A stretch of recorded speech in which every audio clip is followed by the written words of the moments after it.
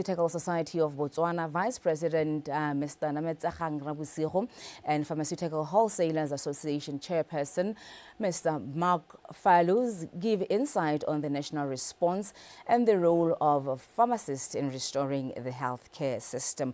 But first, let's take a look at the following clip. TEME mo doing state of public health emergency.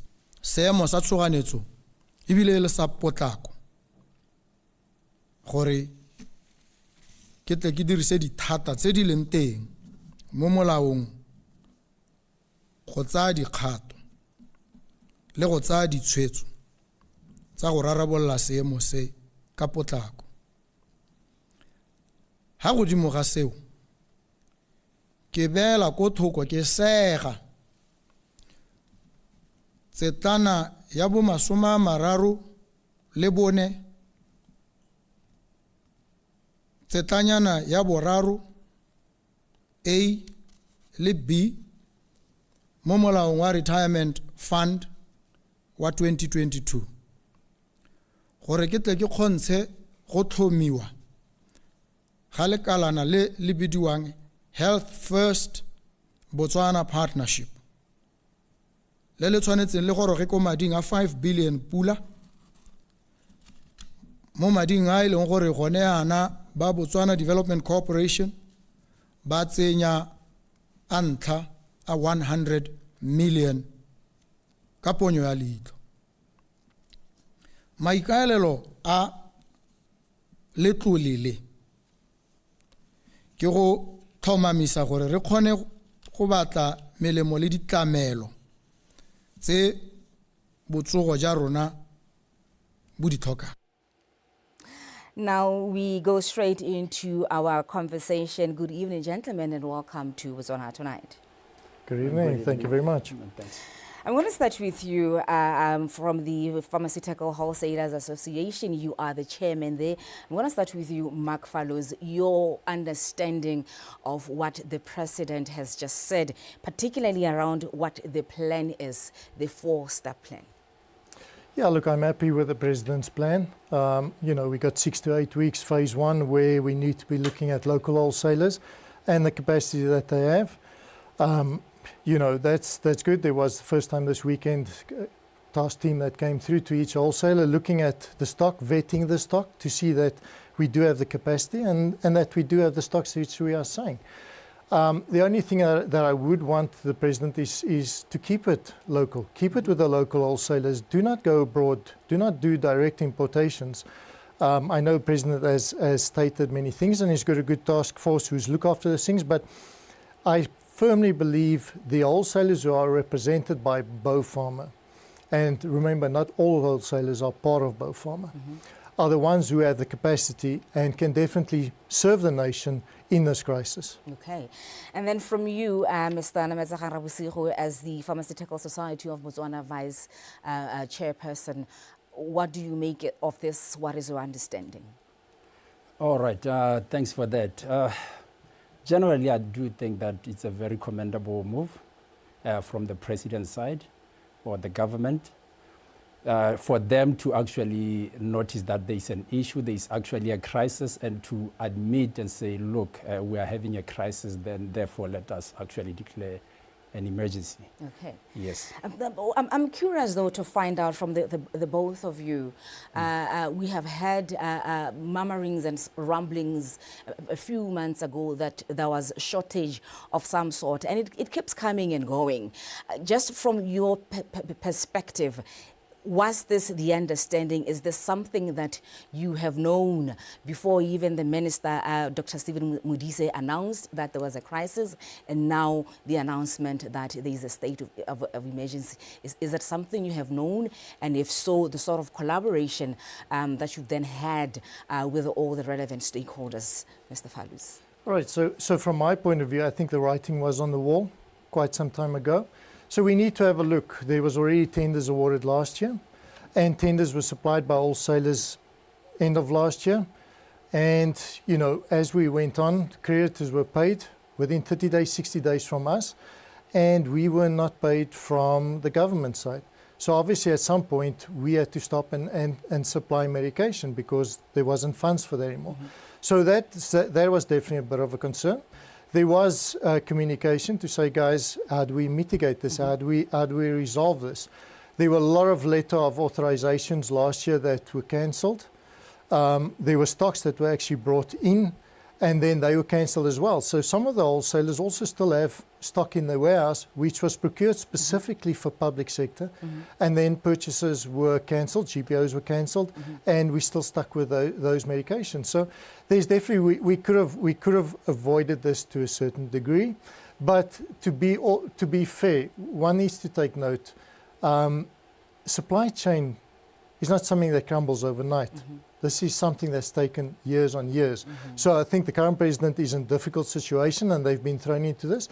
But they definitely, with things done better over the years, we should not have been in this situation. Okay, I'm going to stick with you here a bit. We saw yesterday the moving and the distribution of some medication to parts of the country. Is it a fair assessment to then say, based on what you're saying, there were stock within some of the wholesalers? It's just that there were issues of payments and issues of cancelled orders. Is that a fair assessment to say, hence we see the movement now of drugs?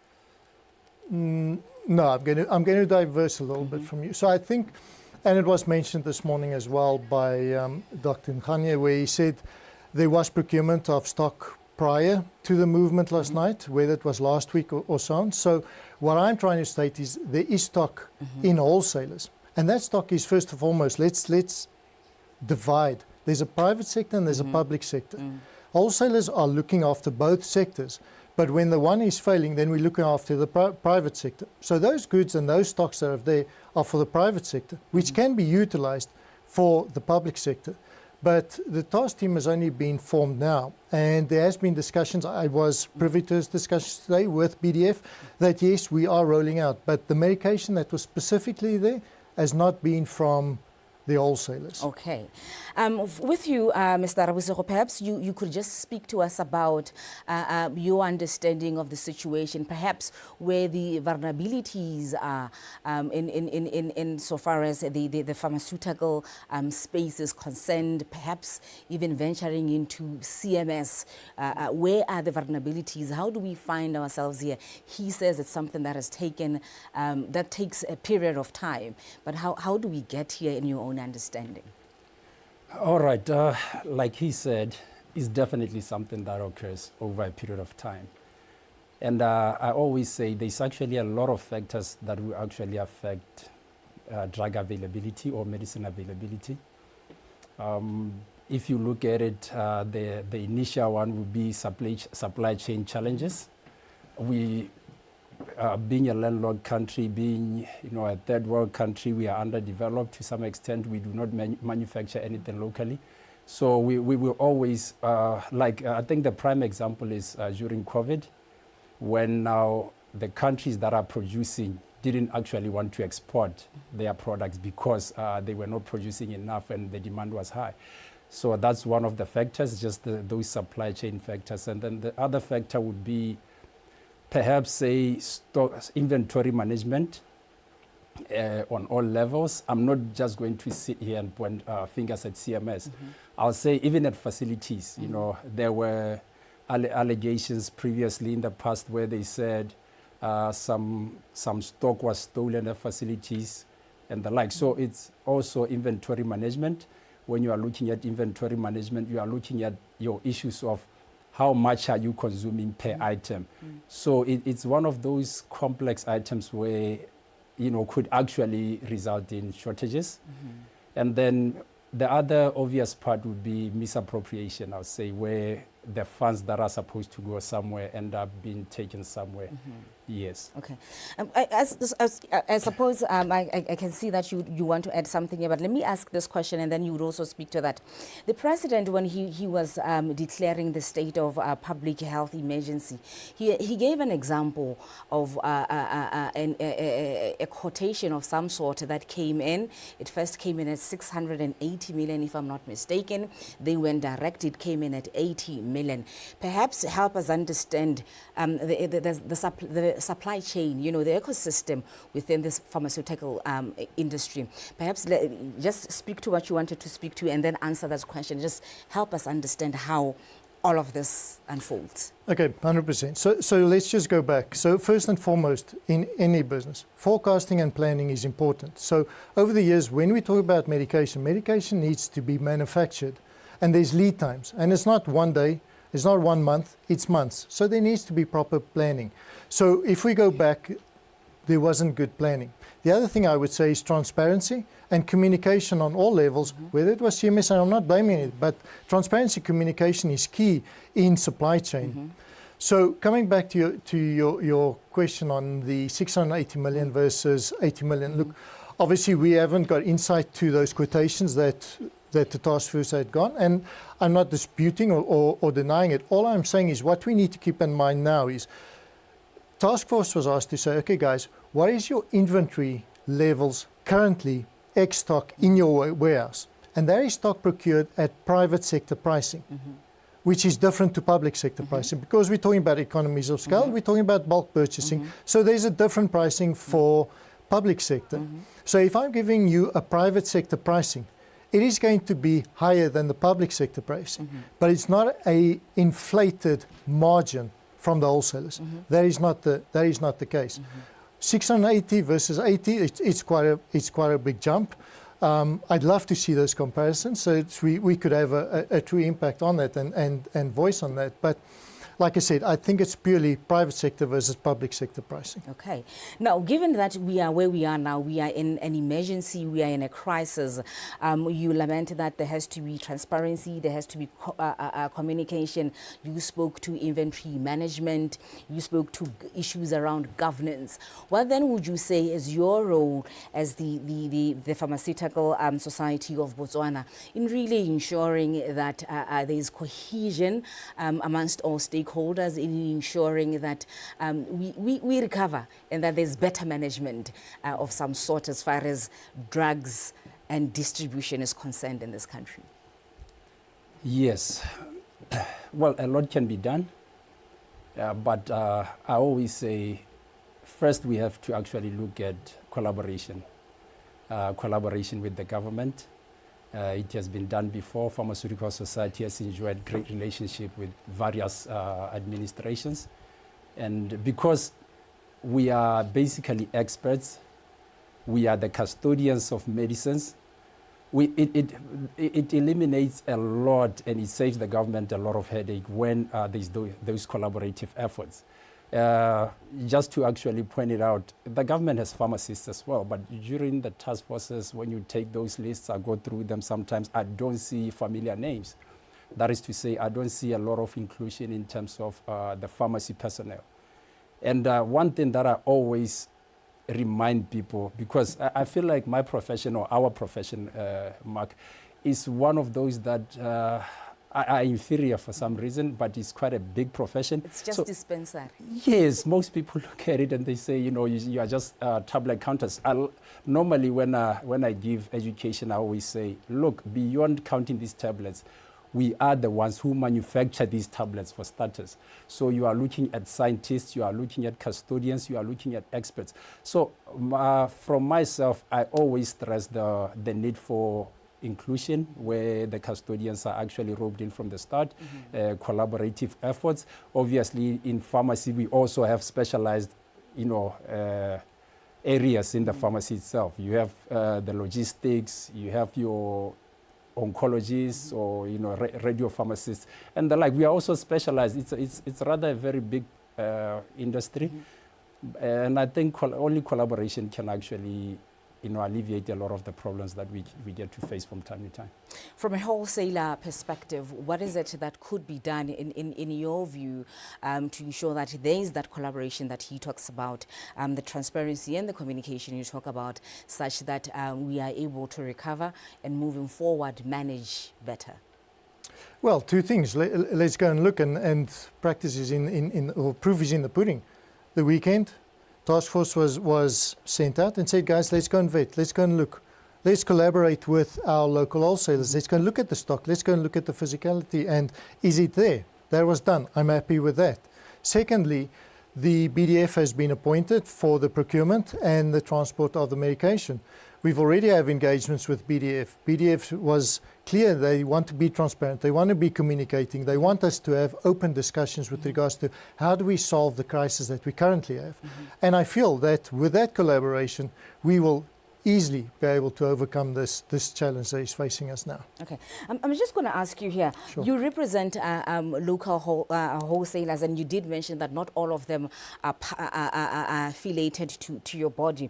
But I'm just curious to find out, how is it that, because quite often we talk about prices being inflated, do we get medication, drugs coming through the wholesalers? Is there someone else in between the wholesaler and CMS and the hospitals? Where does the inflation then happen?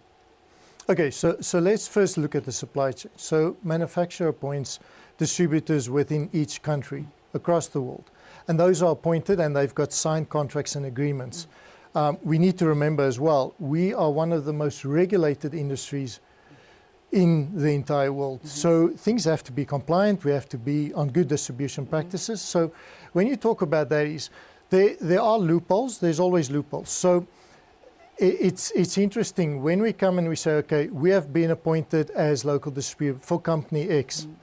Remember, there are wholesalers across the whole world who are wholesalers and whose territory is not Botswana, but they may supply other wholesalers who are not part of this group at a different rate, from a European rate, from a UK rate, from an American rate, which is completely much more higher than which we are here. But that is not supposed to be happening. That's called parallel importation, and it's supposed to be coming through the channels of the local appointed, registered and licensed pharmaceutical wholesalers. Okay. And earlier on, you did speak to, you would love for the government to continue using local wholesalers in as much as we try to reorganize and sort out the crisis. Perhaps speak to us a bit about why that is critical and why that is important, although as citizens we feel you have to go, because look at 80 million to 680 million. Any of you can take it. Yes, no, I mean, that's very justifiable. If I was, in leadership and I looked at those numbers, I would also maybe go that route. Yes, but like, it's a very complex matter, but I'll try to break it down, just pick it here and there. Like he said, pharmacy is a heavily regulated industry, easily so. And we have one great body which regulates the pharmacy locally, the BOMRA. Now, BOMRA, for starters, they deal with registration of molecules. They deal with pre-licensing. They deal with license renewals. Now, you are looking at an issue where now, if you actually take away these wholesalers out, you are looking at an issue that might also even affect, BOMRA itself in terms of revenue. And then also when it comes to supply chain, like he said, it takes a lot of forecasting. Just because he's a wholesaler, he's not going to keep stock for everything. There has to be demand, and then that demand or consumption has to actually guide how much how the levels that he stocks up. And they don't even come right away. It could take 6 months. Sometimes it takes more. Sometimes depending where it comes from. Now, where government actually intends to procure directly, it brings about the challenges of how much are we going to get all at once, so that we could take into account the issue of this lead time where you have medication coming from abroad for 6 months or the like. Thank you so much, Rabuso. Just 30 seconds for you, sir.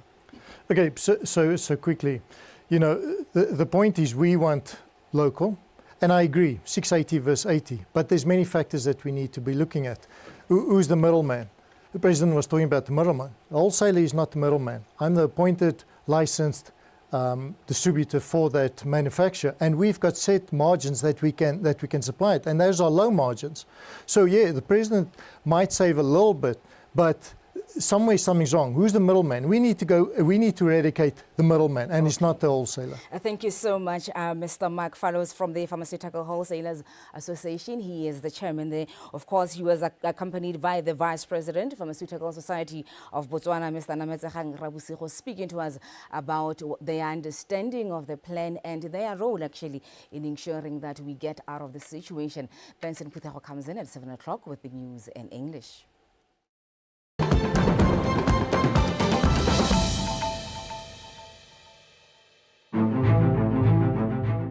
Welcome to Botswana Television Studios, where your concept becomes a reality. Looking for the ideal setting to bring your ideas to life? BTV Studios 2 to 4 are available for hire with cutting-edge facilities that meet international standards.